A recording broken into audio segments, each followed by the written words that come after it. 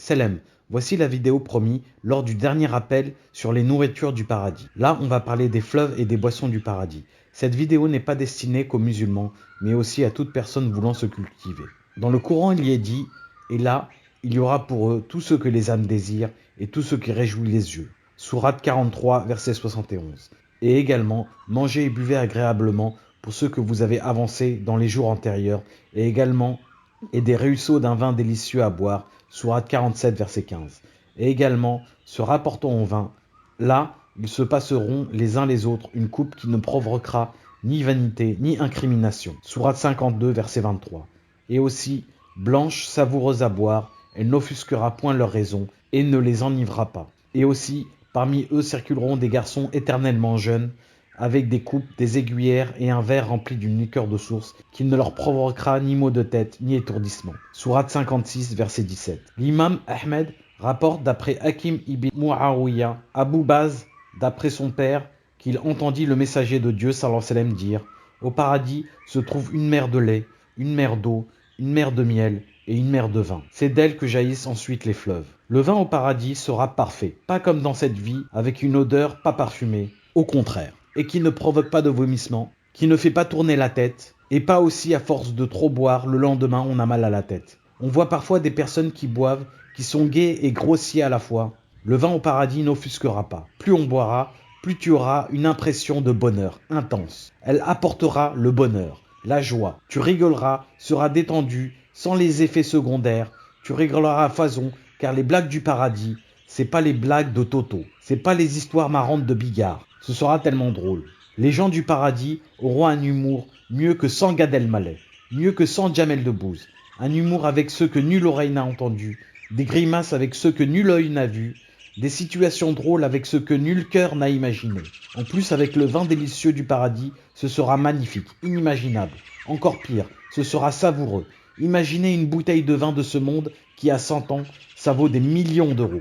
Alors imagine simplement un verre de vin, créé par Allah, le Créateur, le Roi des Rois. C'est inestimable, le prix est indéterminable. Il y en aurait à foison, inépuisable. Dohak a rapporté qu'Ibn Abbas radiallahu anhu a dit « Il y a 4 défauts dans le vin, l'ivresse, les maux de tête, les vomissements et l'urine. » Allah a mentionné le vin du paradis et l'a purifié de ses défauts. Allah a dit « On leur sert à boire un nectar pur, cacheté, laissant un arrière-goût de musc. » Sourate 43, verset 25-26. Le nectar signifie le vin. C'est quoi le musc? Le musc est une matière animale odorante qui sent merveilleusement bon, sécrétée par les glandes prépuciales abdominales des chevrotins porte-musc mâle. En Sibérie, Chine, Himalaya, il constitue une matière première des compositions de parfums. Dans l'histoire du musc, lorsqu'il y avait le franc, entre 1960 et 70, le musc s'élevait entre 300 000 et 400 000 francs le kilo, l'une des matières la plus chère du monde. Alors imaginez le vin du paradis aura un goût prononcé de musc, et pas du musc de ce monde, du musc du paradis. Dieu le Tout-Puissant a dit dans le Coran, on les y abreuve d'une coupe qui se mêle au gingembre. Sourate 71, verset 17. Le gingembre a des effets aphrodisiaques. C'est un stimulant sexuel. Il soulage les différents maux, les rhumatismes, la fatigue, la nausée, la digestion. Il appartient à la même famille que le curcuma et apporte un goût très bien prononcé en cuisine ou en tisane. Le Très-Haut, Sa Majesté, dit dans le Coran, les croyants vertueux boiront d'une coupe dont le mélange sera de camphre, d'une source de laquelle boiront les serviteurs d'Allah et ils feront jaillir en abondance. Sourate 76, versets 5 et 6. Le camphre est un composé organique puissant. C'est une distillation des racines, tiges et écorces de camphrier, de la famille des lauriers. Translucide et onctueux au toucher, elle dégage une odeur forte et fraîche, aussi qu'une saveur amère et très forte. C'est un antiviral majeur, stimule le système immunitaire, antidépresseur, antiseptique, anti-inflammatoire, analgésique, stimule la circulation sanguine, décontracte le muscle et les tendons, stimule la respiration cardiaque et digestive. En résumé, le camphre est un produit très sain. Il y a un hadith qudsi prononcé par Allah subhanahu wa ta'ala qui dit « J'ai réservé à mes serviteurs vertueux ce qu'aucun œil n'a vu, qu'aucune oreille n'a entendu, ce qui ne vient à l'esprit de personne. Il y a au paradis tout ce qui réjouit les yeux. Tu aimes quoi comme boisson? Quoi qu'il en soit, tu l'auras, car elle réjouit tes yeux. Tu aimes le Coca-Cola? Tu en auras. Bien frais, avec des glaçons, avec des goûts inimaginables, aux multiples saveurs. Tu aimes le champagne? No problème. Tout ce qui réjouit les yeux. La limonade aussi. Il y aura des jus très certainement uniques, aux fruits multiples, avec des saveurs inconnues, délicieux, inimaginables. Des boissons paradisiaques inconnues de cette planète, savoureuses. Le compagnon du prophète sallallahu alayhi wa sallam, Abu Umayma radhiyallahu anhu, a dit « Certes, lorsque l'un des habitants du paradis désire une boisson parmi ces boissons, le récipient vient jusqu'à se mettre dans sa main, alors il boit le récipient, regagne sa place. » Rapporté par Ibn Abi Dunya et authentifié par Cheikh Albani. Selon Jaber, le messager de Dieu sallallahu alayhi wa sallam a dit « Les habitants du paradis y mangent et boivent sans pourtant avoir de défécation, ni morve ni urine.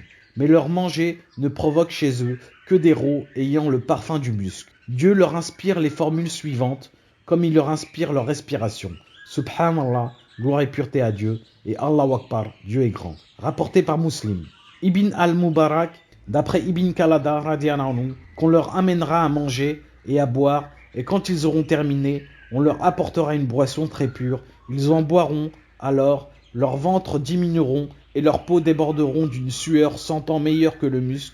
Puis ils l'eussent versé, et leur Seigneur les abreuvera d'une boisson très pure. Vers le début, on a dit que l'imam Ahmed rapporte d'après Hakim ibn Muawiyah, Abu Baz, et d'après son père, qu'il entendit le messager de Dieu sallallahu alayhi wa sallam dire « Au paradis se trouve une mer de lait, une mer d'eau, une mer de miel, une mer de vin. C'est d'elle que jaillissent ensuite les fleuves. » Le Très-Haut a dit dans le Coran « Voici la description du paradis qui a été promis aux pieux. Il y aura des ruisseaux d'une eau jamais malodorante, et des ruisseaux d'un lait au goût inaltérable, et des ruisseaux d'un vin délicieux à boire, ainsi que des ruisseaux d'un miel purifié. Et il y a là pour eux des fruits de toutes sortes, ainsi qu'un pardon de la part de leur Seigneur.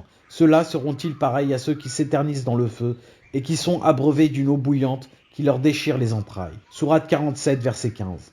Généralement, l'eau potable ou l'eau minérale n'est pas vraiment pure, entre guillemets. Elle ne contient pas que la molécule H2O, l'eau. Ces eaux sont impures, entre guillemets, car elles intègrent des sels, des minéraux, tels le carbonate, nitrate, phosphate, etc. Tandis qu'au paradis, ce sera de l'eau pure, sans polluants, ni jamais malodorant, car ici sur Terre, l'eau qui stagne a une odeur bizarre. Elle sera ni trop chaude comme l'été, ni trop froide comme l'hiver. Elle sera fraîche à une température idéale, parfaite. Pas de calcaire, avec un pH parfait, avec une odeur savoureuse, fraîche, cristalline ou volvique ou évian. C'est de l'eau d'égout comparée à celle du paradis. Il y aura un lait au goût inaltérable. Jamais il ne tournera. Pas de date limite. Pas coupé avec de l'eau comme le lait de ce monde. Sans additifs, sans conservateur.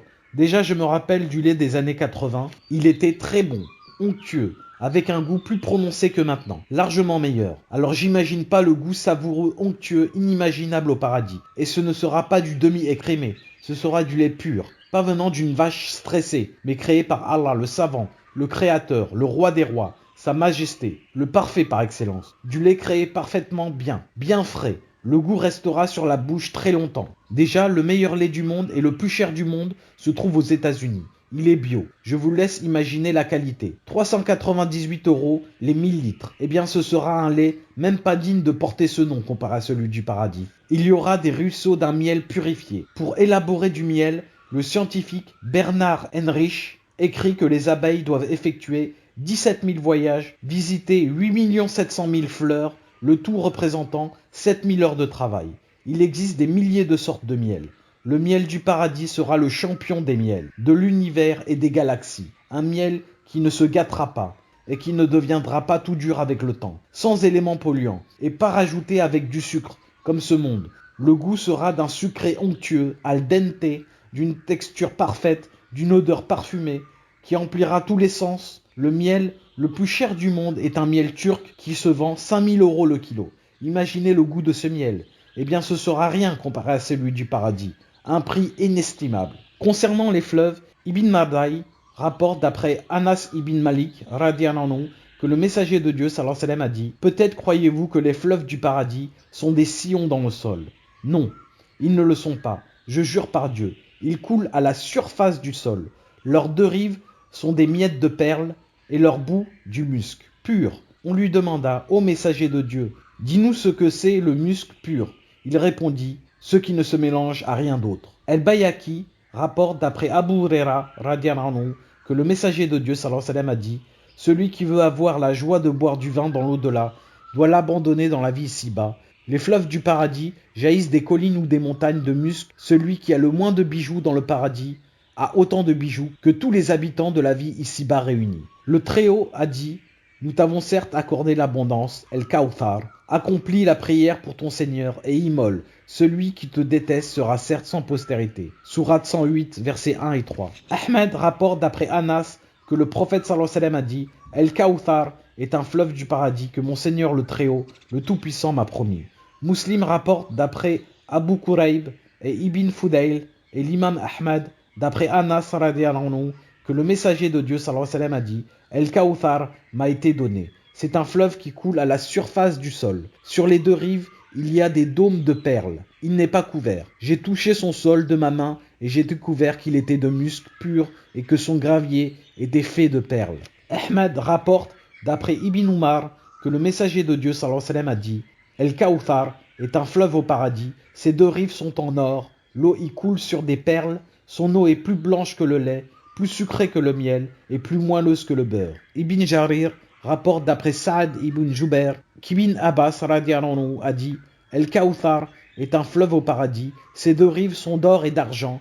Il coule sur les rubis et les perles. Il est plus blanc que la neige et plus doux que le miel. C'est dans ces termes que rapporte El Awafi d'après Ibn Abbas radiyallahu anhu. Imaginez l'environnement du fleuve. Déjà, on voit sur terre un beau paysage, un fleuve magnifique avec des bords fleuris, une pelouse bien verte, bien tondue, de jolis arbres, à côté des beaux papillons. On voit ça, on est capté par cette beauté. Alors imagine les fleuves du paradis, des rives en or, d'un or brillant, des carats inestimables, avec de l'eau plus blanc que la neige éclatante, un mariage excellent, des rives en argent, brillant, étincelant, représentant le luxe pur. Ça coule sur des rubis carrément. Ici, ça s'achète à des prix exorbitants. Au paradis, c'est la nature. Des rubis étincelants, brillants, purs, inestimables, coulant sur des perles. Sur terre, tu as un collier de perles, tu peux pas le porter partout car tellement c'est cher. Tu as peur de te le faire voler. Là-bas au paradis, il y en aura comme tu respires. Pire encore, à profusion, c'est le décor de la nature, inestimable. Le sol sera de musc, carrément. Simplement, 50 grammes de vrai musc, ça vaut des milliers d'euros. Là-bas, au paradis, c'est carrément le sol tout entier. Y a-t-il un prix à estimer vraiment? Le gravier de perles, une eau plus blanche que la neige éclatante, plus sucrée que le miel, plus moelleuse que le beurre. On peut comparer avec quoi que ce soit sur Terre. Y a-t-il quelque chose qui l'égale? Le Coca, l'Oasis, le Pepsi, le Sprite? Ce sera de l'urine d'égout comparé à cette boisson du paradis. Le fleuve El Beida au paradis. Ahmed rapporte d'après Anas radiyallahu anhu que le messager de Dieu sallallahu alayhi wa sallam aimait les bonnes visions. Il lui arrivait de demander à ses compagnons: y a-t-il parmi vous quelqu'un qui a vu quelque chose en songe? Quand il s'en trouvait un, il se renseignait sur lui. S'il le trouvait sans défaut, il était plus admirateur que lui de sa propre vision. Un jour, une femme vint et dit: ô messager de Dieu, je me vis en songe entrer au paradis. J'y entendis un fracas qui secoua le paradis. Je regardai et voici qu'on m'emmena un tel et un tel.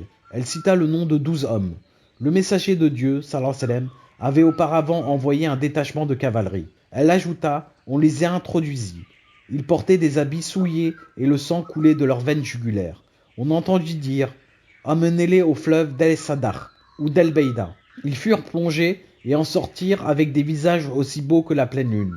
Ensuite on fit venir des chaises en or, on les installa dessus, on leur présenta un plateau ou quelque chose de semblable, contenant des dattes fraîches. Ils en mangeaient et ne les abandonnaient que pour manger des fruits autant qu'ils voulaient. J'ai même mangé avec eux.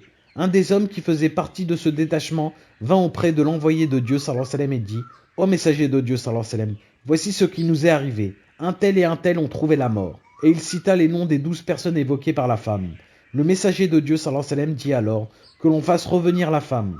Elle revint et lui dit: raconte ta vision à cet homme. Elle la lui raconta et celui-ci de dire: ô messager de Dieu, les choses se sont déroulées ainsi.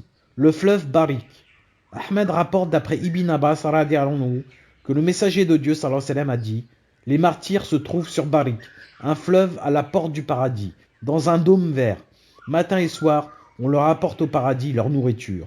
Les fleuves du paradis qui se trouvent dans la vie ci-bas. L'érudit Eddiya rapporte d'après Ibn Abbas radiyallahu anhu que le prophète sallallahu alayhi wa sallam a dit: Dieu a fait descendre du paradis 5 fleuves. Sayoun, le fleuve de l'Inde, Jayoun, le fleuve de Bahr, le Tigre et l'Euphrate, les 2 fleuves de l'Irak, et le Nil, le fleuve de l'Égypte. Il les y a fait tous descendre d'une seule source qui se trouve au paradis, dans le plus bas de ses degrés sur l'aile de Gabriel. Il les a déposés dans les montagnes, les a fait couler sur terre, et en a fait des sources de bienfaits, et de toutes sortes de nourriture pour les humains. C'est ainsi que le Très-Haut dit, et nous avons fait descendre l'eau du ciel avec mesure, puis nous les avons maintenus dans la terre, cependant que nous sommes bien capables de la faire disparaître. Sourate 23, verset 18. C'est avec ces derniers mots que je vous quitte. Vous pouvez éventuellement liker, partager et vous abonner. Je vous dis à la prochaine, Inch'Allah.